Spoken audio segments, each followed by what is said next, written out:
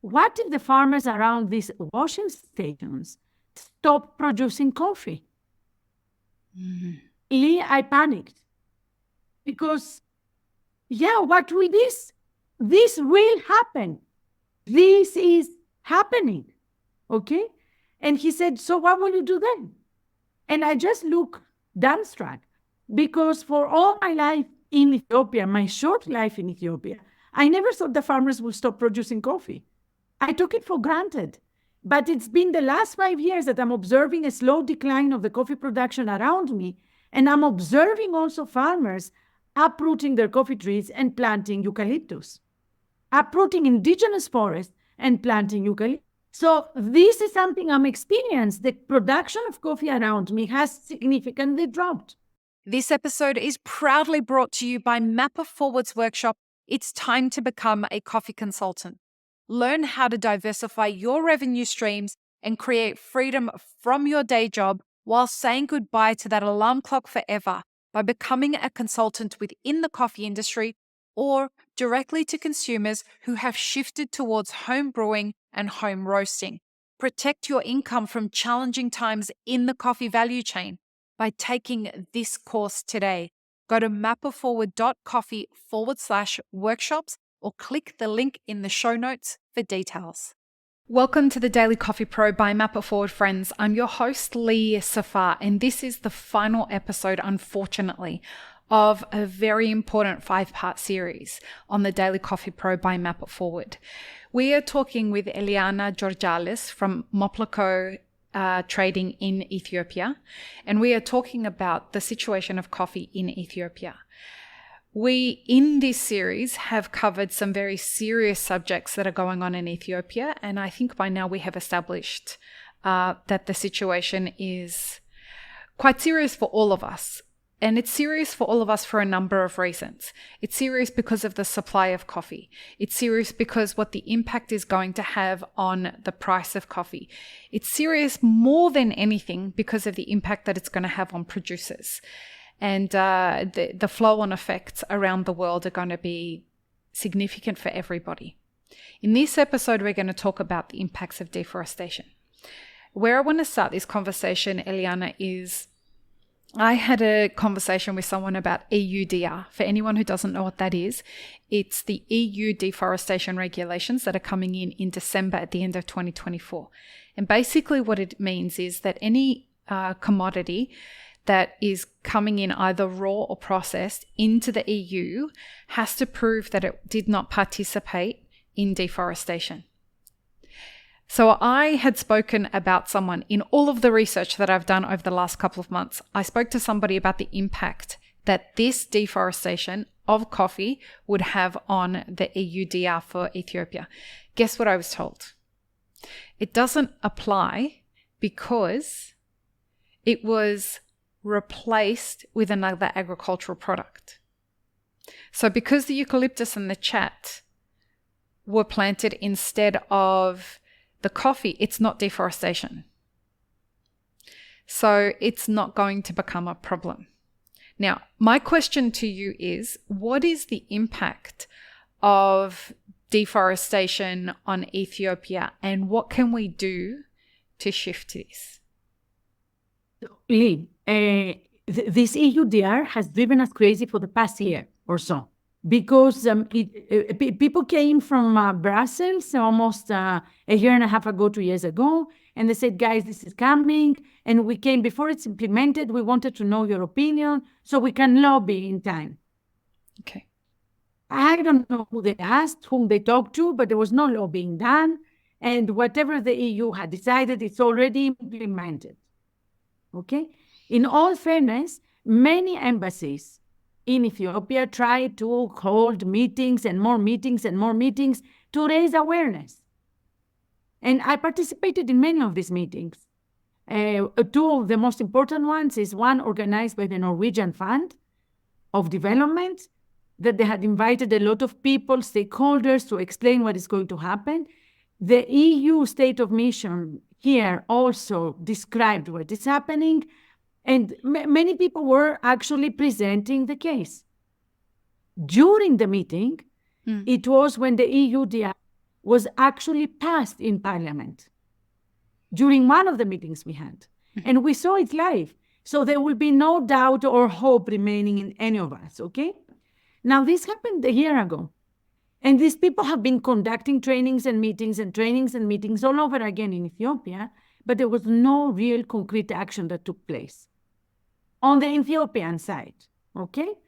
So now, what it was discussed, JD hired Enveritas to make a study, which was amazing because Enveritas are very professional and they have made a very extensive study.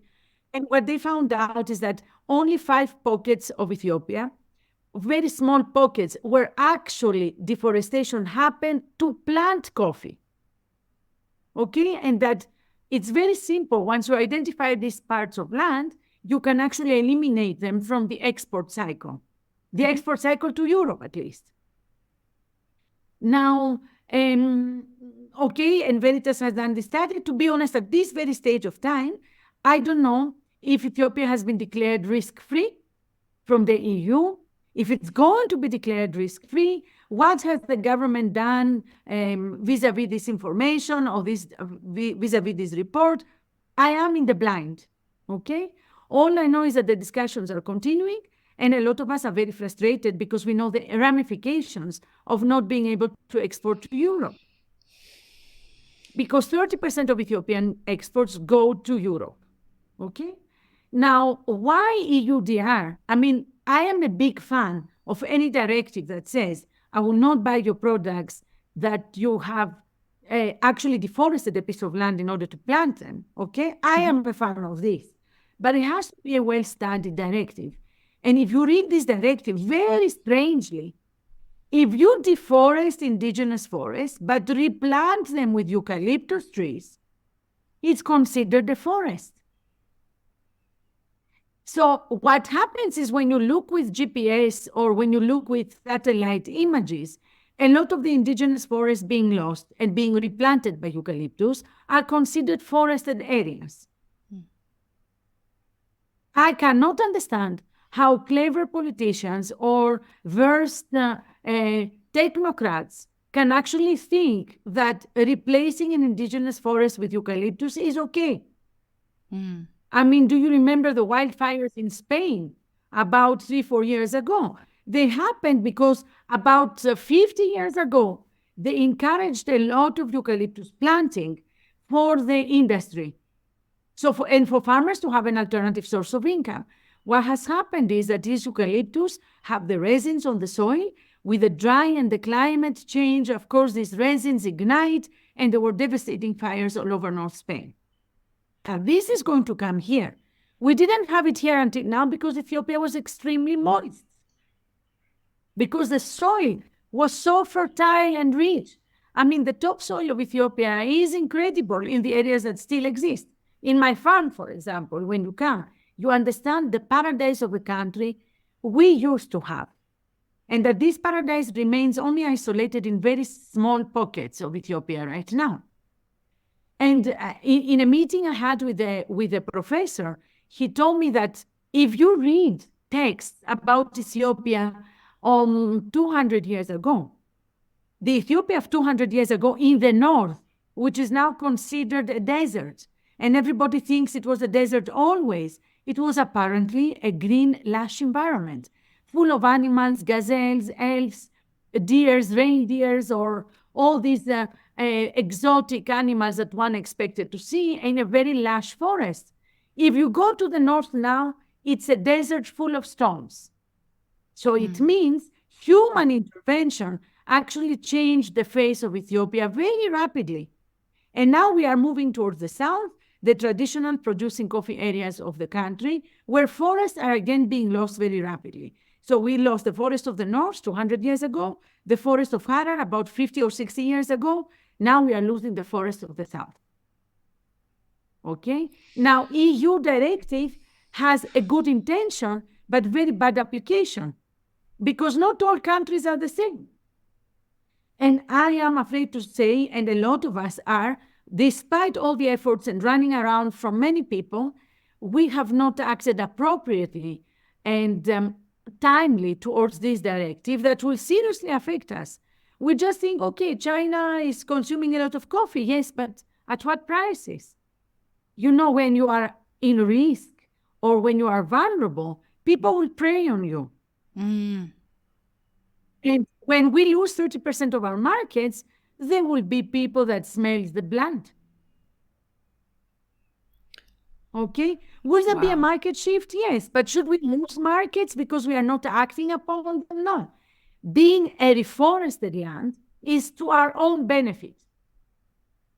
Mm. If you understand what I mean. Yeah. So I think the EU directive had very good intentions, extremely bad application, or very poor understanding of what is happening in the local countries that are heavily dependent on coffee, and they depend on really small, tiny producers of coffee versus Brazil. Mm. So you cannot apply the same laws that you apply to Brazil to the coffee produced in Ethiopia. So wow. It has been frustrating for us, to be honest, Lee, because we understand its importance, its significance, its benefit, but we also don't understand how badly it is implemented. I'm hearing this from a lot of producers from a lot of different countries. They're very nervous about the uncertainty of EUDR. Has EUDR, I think you and I were talking about some other implications that have come after EUDR, people being able to establish businesses in Ethiopia after EUDR. Is that correct? Right. Absolutely. Ethiopia was the last stronghold in coffee where multinationals were not allowed to operate. Mm. And then suddenly out of the blue, I don't know if it was part of the understanding of our government, if it was a reaction to the EUDR, if it was a plan long awaiting. Again, I don't understand. We are very reactionary in this country. Mm-hmm. So we react not impulsively, because Ethiopians are very strategic people. But sometimes there are decisions taken because the actual ground is not understood. So I believe sometimes they say, okay, we don't want local exporters anymore because they are all very corrupt. Yeah, okay. But why they are corrupt? Because there is a system that allows this corruption. So just because you replace the local exporters with international, you haven't solved the problem. Or you should focus on solving the problem rather than replacing it. Okay? For us, it was a shock. But they have been wanting to enter Ethiopia for hundreds of years. And now people that have nothing to do with coffee, even operating in Ethiopia, multinationals operating in Ethiopia, but that have nothing to do with coffee, suddenly will be able to export coffee. So there is a news that was released that thousands of export licenses are being awaited as of July. So wow. Is this good or bad? Always the answer is yin and yang. There is nothing good without bad and nothing bad without good. But my question is, why didn't we understand the sector first before we react on it? Right. And the simple answer is because the information that trickles to the top always comes from the wrong people. Unfortunately. And now the question is our policymakers so stupid or bad? No. Meaning they did their best to put systems and institutions in place that should be able to report to them what is happening in the country.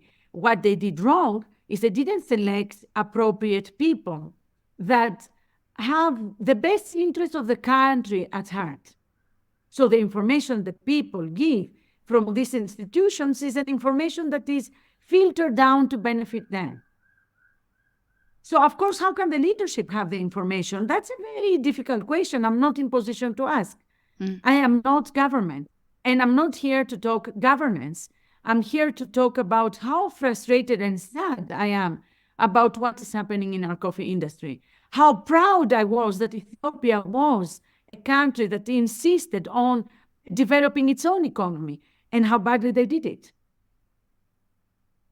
Now, we will see the benefit of the cost in the long run, Lee. So today I cannot say if it's good or bad.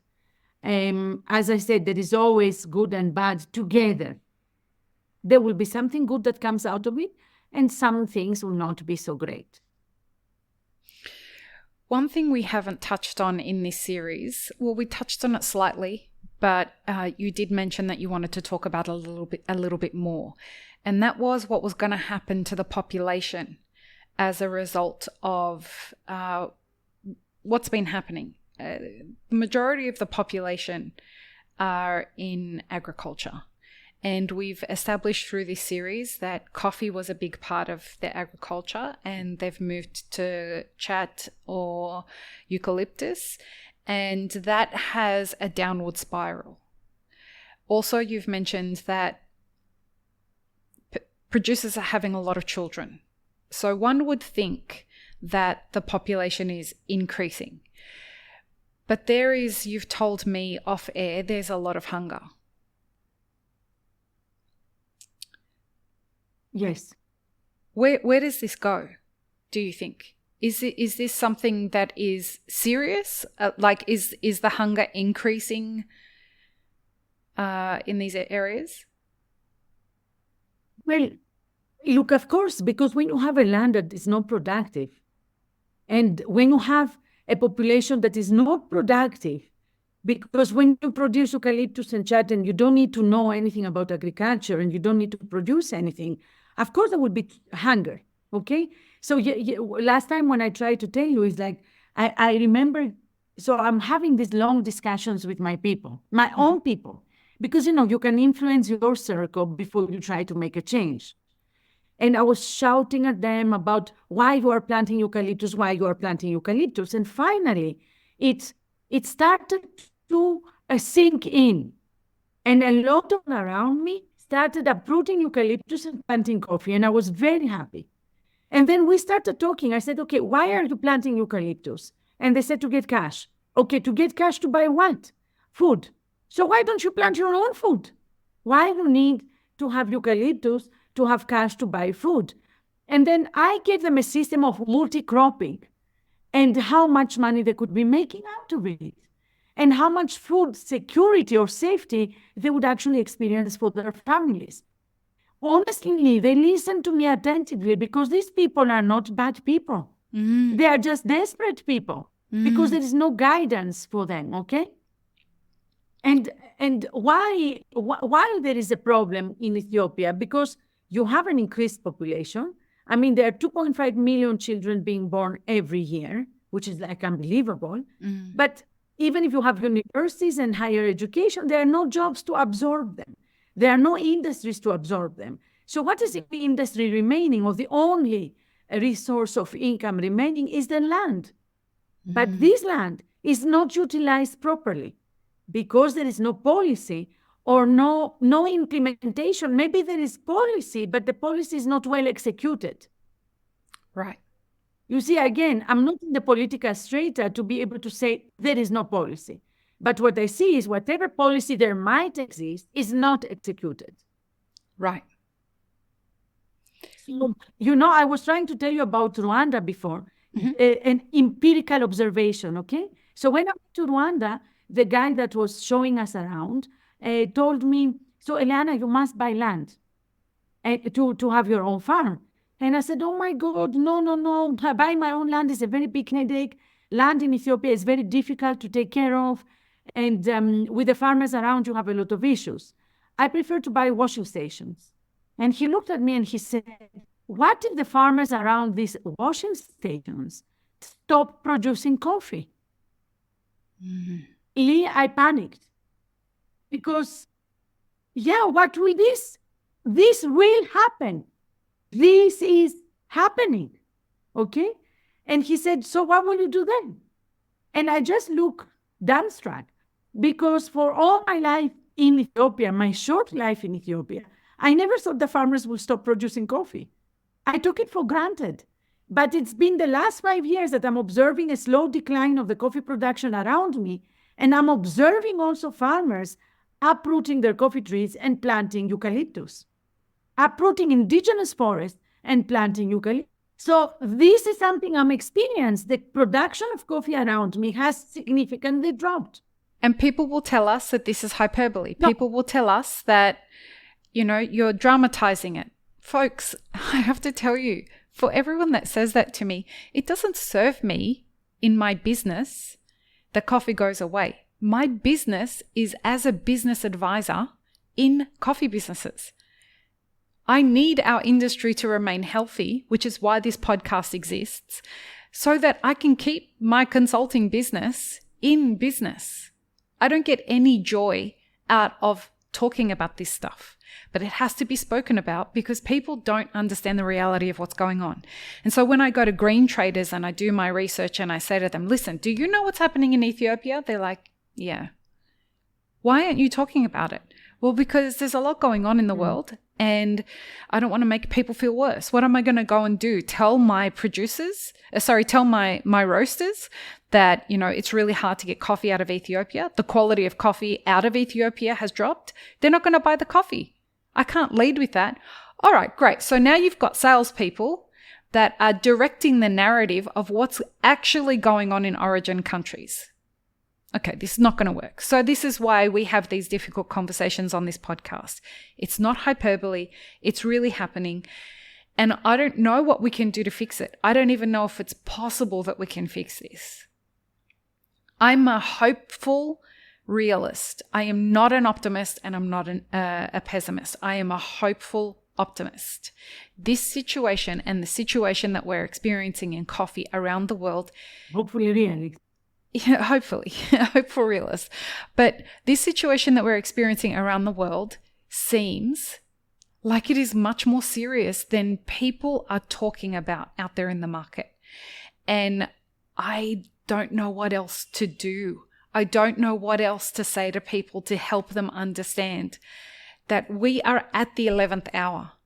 And I'm not sure if there's anything that we can do to change it, or now it's time for popcorn and we just have to sit back and watch it collapse so that we can have a reset and it starts all over again.